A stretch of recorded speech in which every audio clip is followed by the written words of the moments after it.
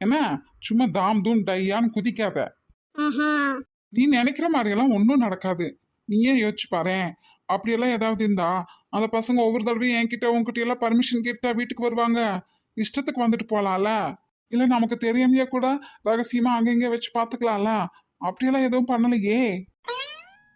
நீ சொல்றதெல்லாம் வாஸ்தவம் தான். ஆனா ஆனா வந்தா போனான்ட்டு யாரோ என்னவோ பேசிட்டு போறாங்க. நம்ம பிள்ளைகளை நம்மளே நம்பலைன்னா அடுத்தவங்க எப்படி நம்புவாங்க?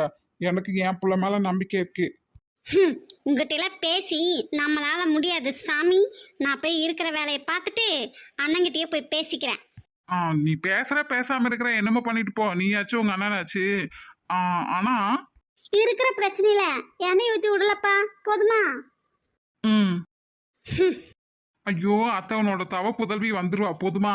சும்மா வயசு பிள்ளைய விட்டு போட்டு வந்துட்டு இல்லாத வாய் பேசாதீரும்.